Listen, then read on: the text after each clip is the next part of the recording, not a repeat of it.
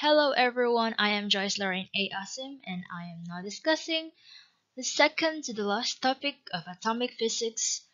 And please lend me your ears and eyes this time, so let's get it.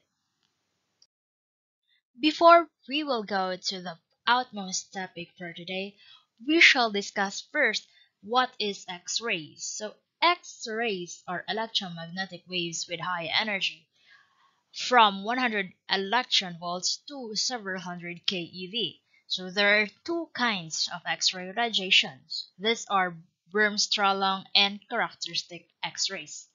So for now, we will focus on the second type, which is the characteristic X-ray. Characteristics X-rays are called like this. So just think of it, guys, as periodic table. So I'm so sorry for my drawing, but this is the periodic table of elements. Yes. So, yes. The characteristic X-rays are like this because the energy of this radiation is characteristic for each element of the periodic table of elements. So this means that if you measure the wavelength, so let me draw a wavelength here. So if you measure a wavelength here, so you can um you can deduce the elements that are sending out this radiation here.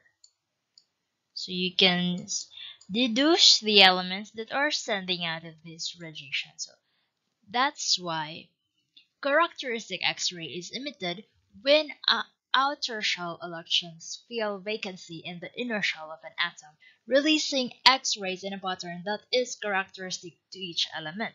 So characteristic X-rays also were discovered by Charles Glover Barkla in 1909, who later won the Nobel Prize in Physics for his discovery in 1917. Moving on, characteristic X-rays are produced when an element is bombarded with high-energy particles which can be photons, electrons, or ions such as protons. When the incident particle strikes a bound electron or the target electron in an atom, the target electron is ejected from the inner shell of the atom. After the electron has been ejected, so the atom is left with a vacant energy level, also known as a core hole. Outer shell electrons then fall into the inner shell, emitting quantized photons with an energy level equivalent to the energy difference between the higher and lower states. So each element has a unique set of energy levels, and thus the transition from higher to lower energy levels produces X-rays with frequency that are characteristic to each element. In addition, characteristic X-rays are produced when a bombarding electron collides with an electron in an inner shell of an atom with sufficient energy to remove the electron from the atom. So the vacancy is filled when an electron from a higher level drops into the level containing the vacancy, emitting a photon in the X-ray, part of the spectrum in the process.